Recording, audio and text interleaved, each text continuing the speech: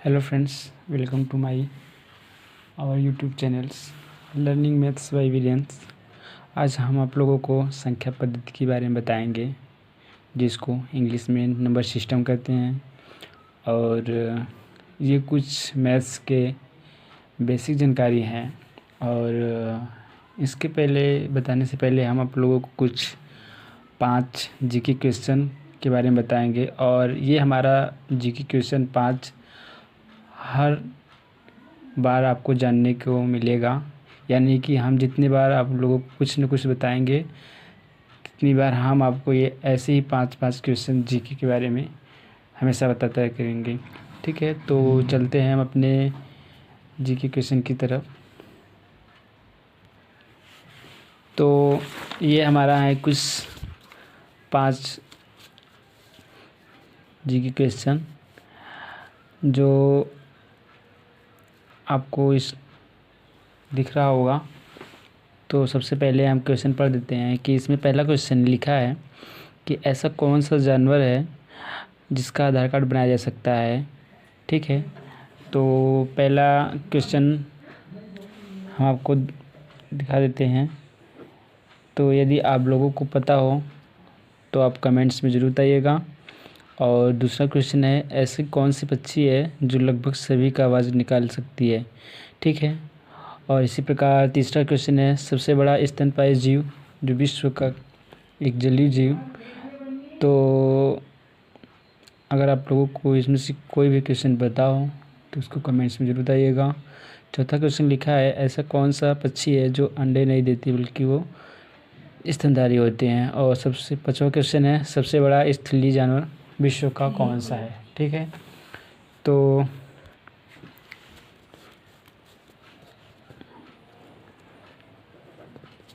हो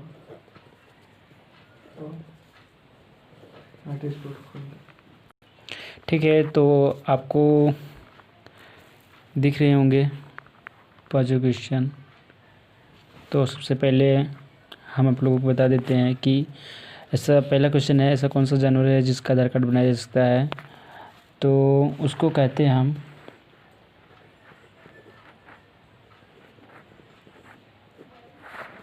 कोआला। ये एक जानवर है जिसका नाम कोआला है, और ये एक प्रकार की भालू है। ठीक है, तो इसके जो कोआला एक प्रकार का जानवर है, ये प्रकार की भालू है। इसका आधार कार्ड बनाया जा सकता है क्योंकि इसका जो उंगली होती है, फिंगर, वो मनुष्य की फिंगर्स के समान मिलती जुलती है, इसलिए इसका आधार कार्ड बनाया जा सकता है। दूसरा क्वेश्चन है, ऐसा कौन सी पक्षी है जो लगभग सभी का आवाज़ निकाल सकती है। तो इस प्रकार की पक्षी का नाम है, इस पक्षी का नाम लायर बर्ड है। ठीक है,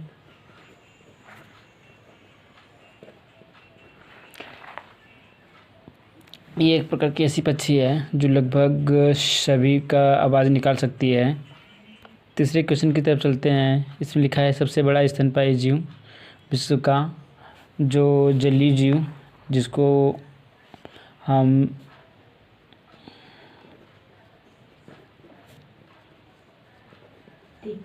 नीली व्हेल के नाम से जानते हैं, ये एक ऐसा जीव है जो विश्व का सबसे बड़ा स्तनपायी जीव है। चौथा क्वेश्चन है, ऐसा कौन सा पक्षी है जो अंडे नहीं देती बल्कि स्तनधारी होती है। तो ऐसे पक्षी का नाम है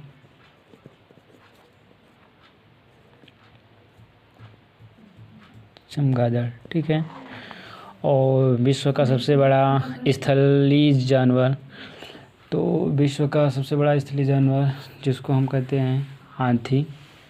ठीक है, तो ये अफ्रीकन हाथी होती है।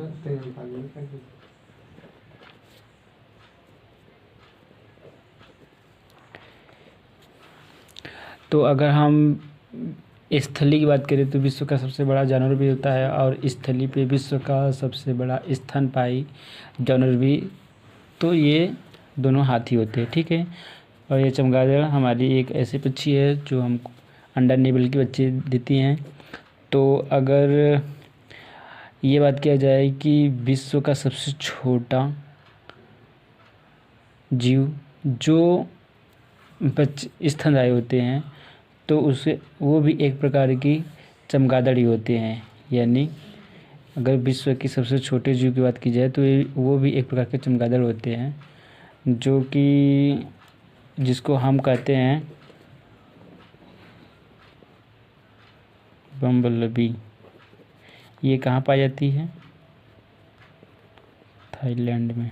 ठीक है, तो एक प्रकार के एक ऐसा जीव है जो विश्व का सबसे छोटा स्तनपायी जीव है। ठीक है, तो चलते हैं हम,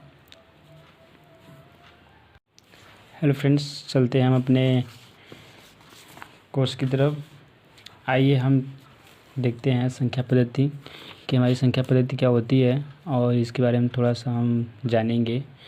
तो सबसे पहले हम देखेंगे, पहला नंबर है प्राकृतिक संख्या। ठीक है, तो सबसे पहले हम जानेंगे कि प्राकृतिक संख्या क्या होती है। ठीक है, तो सबसे पहला पॉइंट है प्राकृतिक संख्या।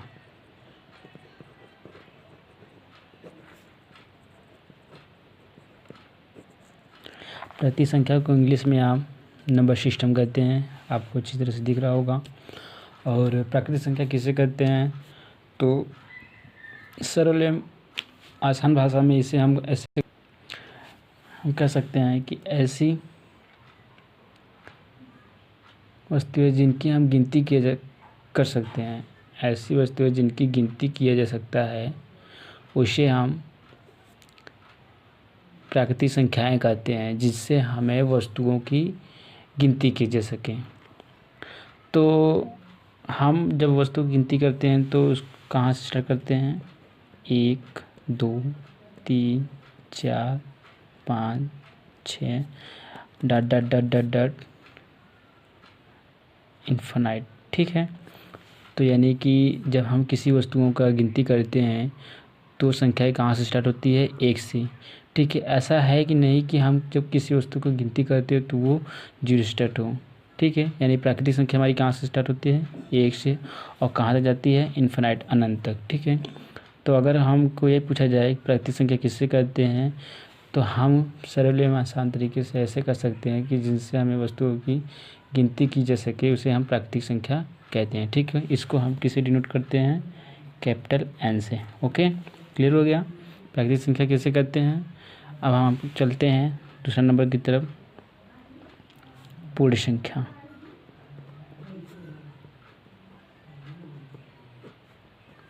पूर्ण संख्या जिसको हम कहते हैं होल नंबर। तो पूर्ण संख्या क्या होती है? प्राकृतिक संख्या में शून्य को मिला दिया जाता है तो हमारा क्या हो जाता है? पूर्ण संख्या, जिसको हम होल नंबर कहते हैं। और ये इनके स्टार्टिंग 0 से 1 2 3 4 dot dot dot dot dot infinite. ठीक है, तो ऐसी संख्याएं जिस प्राकृतिक संख्या में जब 0 को मिला दिया जाता है तो हमारी संख्याएं कौन सी होती है? पूर्ण संख्या, यानी होल नंबर। ठीक है, क्लियर हो गए। चलते हैं हम तीसरा नंबर की तरफ, आता है पूर्णांक संख्या। पूर्णांक संख्या, अब पूर्णांक संख्या की बात की जाए तो इसको इंग्लिश में हम इंटीजर नंबर कहते हैं। और पूर्णांक संख्याएं कहाँ से स्टार्ट हुई है? तो पूर्णांक संख्याएं को हम ये कह सकते हैं कि जब हमारी संख्या माइनस में स्टार्ट हो और वो प्लस तक जाए, यानी हमारी संख्याएं माइनस में भी हो और प्लस में भी हो, तो इस प्रकार की संख्याएं हमारी क्या होती है? पूर्णांक संख्याएं। ठीक हो, इसको हम आई से डिनोट करते हैं। और इसी के अंदर हमें पूछ लिया जाता है धन पूर्णांक।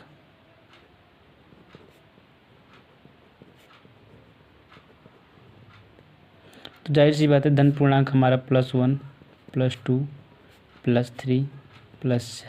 ठीक है, तो ये हमारी क्या है? धन पूर्णांक डॉट डॉट डॉट इन्फिनिट। और इसी में हमारा पूछ लेता है ऋण पूर्णांक। ठीक है, तो ऋण पूर्णांक हमारे क्या होता है? -1 -2 -3 -4, ये हमारी क्या होती है? ऋण पूर्णांक। ठीक है, तो इसको हम I धनायन और I ऋणायन। ओके, तो इतना तो हो गया।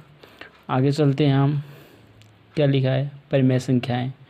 तो ये जो परिमेय संख्या है, चलते हैं हम,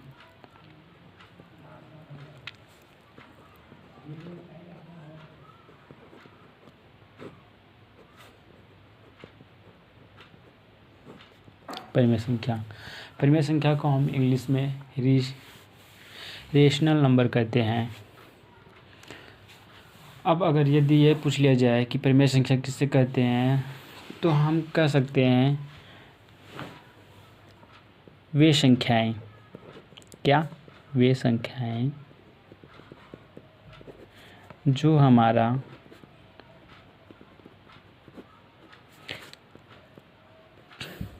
P/Q के रूप में व्यक्त हो, वे हमारी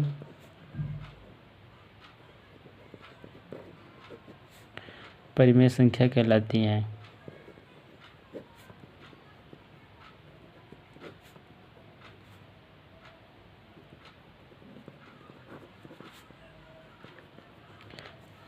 जहाँ Q नॉट इज इक्वल 0। ठीक है, ये बात हम जरूर ध्यान देंगे। परिमेय संख्या किससे कहते हैं कि वे संख्याएं जो हमारा P/Q के रूप में व्यक्त हो, वे हमारी परिमेय संख्या कहलाती है। लेकिन Q नॉट इज इक्वल 0, जैसे 4/5 हमारी क्या है, परिमेय संख्या है। 3/2 क्या है, हमारी परिमेय संख्या है। और यदि ये पूछ लिया जाए कि 4/0 हमारी परिमेय संख्या है, तो ये परिमेय संख्या नहीं है। क्यों नहीं है? क्योंकि मैंने यहाँ पे कह दिया कि Q नॉट इज इक्वल 0, यहाँ पे Q का मान 0 है। और यदि ये पूछ लिया जाए कि 0/4 हमारी परिमेय संख्या है, तो जी हाँ, यहाँ पे 0/4 हमारी परिमेय संख्याएँ है। लेकिन अगर पूछ लिया जाए कि 4/0 हमारी परिमेय संख्या है या नहीं, तो हम कह देंगे कि ये हमारी परिमेय संख्या नहीं है। ठीक है, इतना क्लियर हो गया? ओके, चलते हैं हम नेक्स्ट की तरफ।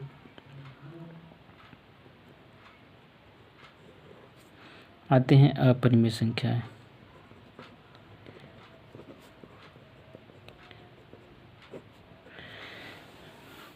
Very simple. अगर यह पूछा जाए कि अपरिमेय संख्या किससे कहते हैं, जिसको हम इंग्लिश में इरेशनल नंबर कहते हैं, तो अभी आपने पढ़ा कि परिमेय संख्या वे संख्या होती हैं जो P/Q के रूप में व्यक्त हो और Q नॉट इज इक्वल 0 हो। लेकिन अगर ये पूछ लिया जाए कि अपरिमेय संख्या किससे कहते हैं, तो जाहिर सी बात है वे संख्या जो हमारा P/Q के रूप में न व्यक्त हो, यानी P/Q के रूप में ना हो, तो ये हमारी क्या कहलाती हैं, अपरिमेय संख्या होती हैं। ठीक है, फॉर एग्जाम्पल में जैसे √2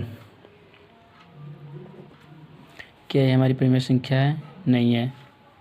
देखा कि √2 परिमेय संख्या नहीं है, क्योंकि ये P/Q के रूप में व्यक्त नहीं हो पाएगा। और आगे चलते हैं ऐसे √3, तो ये हमारा भी अपरिमेय संख्या है। √5, ठीक है। अगर √4 की बात करी जाए, तो ये हमारा एक परिमेय संख्या है। क्यों? क्योंकि इसको हम जब करड़ी से बाहर निकाल लेंगे तो ये आ जाएगा 2/1 इसको हम कर सकते हैं। तो ये हमारी P/Q के रूप में व्यक्त है, तो इसको ये हमारी क्या है, परिमेय संख्या। ठीक है, तो इसी प्रकार हमने जाना कि परिमेय संख्या किससे कहते हैं और अपरिमेय संख्या किससे कहते हैं। ठीक है, चलते हैं हम अगला नेक्स्ट क्वेश्चन की तरफ। छठा क्वेश्चन ये है कि हमारा सम संख्या किससे कहते हैं।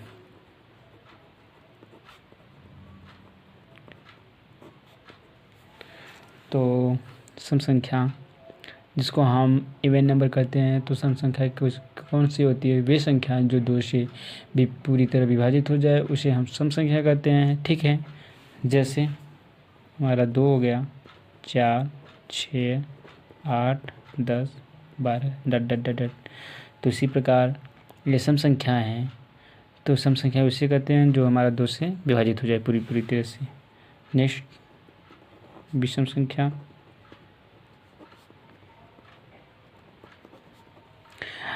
उसी प्रकार वे संख्याएं जो 2 से विभाजित न हो पाएँ उसे क्या कहते हैं, विषम संख्या, जिसको इंग्लिश में ओड नंबर कहते हैं, जैसे 1, 3, 5, 7, 9 डट डट डट। ठीक है, तो ये हमारी क्या है, विषम संख्याएं हैं। आगे चलते हैं, आगे चलते हैं।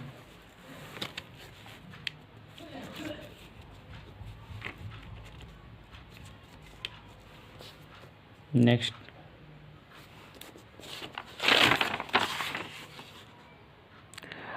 क्वेश्चन है भाज्य। ठीक है, उसके बाद हमारा अभाज्य संख्या है। चलते हैं।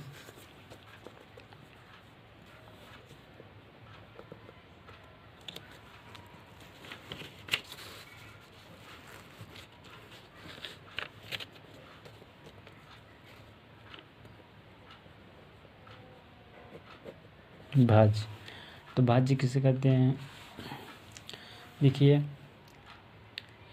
ऐसी संख्याएं जो स्वयं और एक के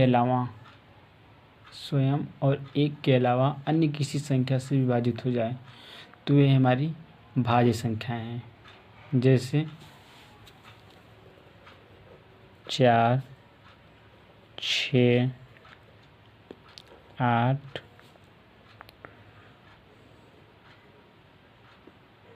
डट डट डट डट डट। ठीक है, चलते हैं हम अब अभाज्य संख्या की तरफ।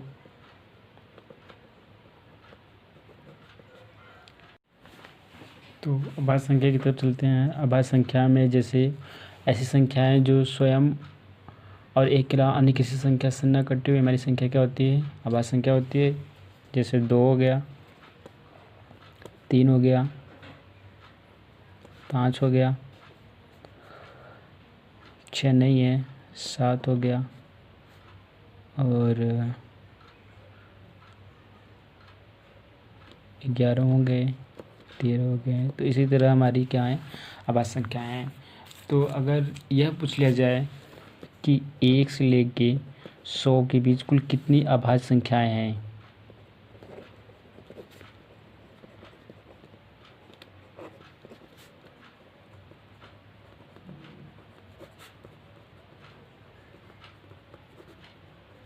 कभी कभी ऐसा पूछ लिया जाता है कि 1 से 100 के बीच कुल कितनी अभाज्य संख्याएं हैं, तो कुल 25 अभाज्य संख्याएं होती है।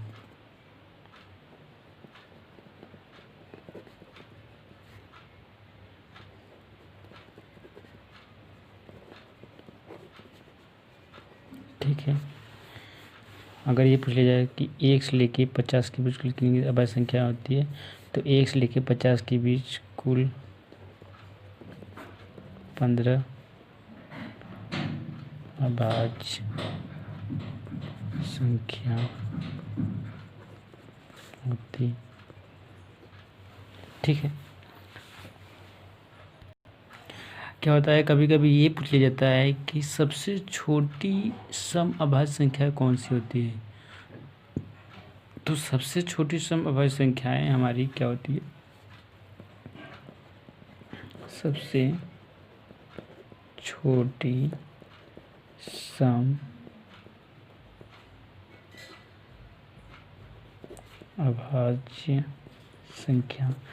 अगर कभी ऐसी क्वेश्चन पूछ लिया जाता है सबसे छोटी सम अभाज्य संख्या है तो हमारी 2 होती है। ठीक है, कभी कभी क्वेश्चन ये भी पूछ लेता है कि सबसे छोटी सम अभाज्य संख्या है, तो हमें भूलना नहीं है, हम जानते हैं कि सबसे छोटी सम अभाज्य संख्या है 2 होती है। ठीक है, thanks for watching my video.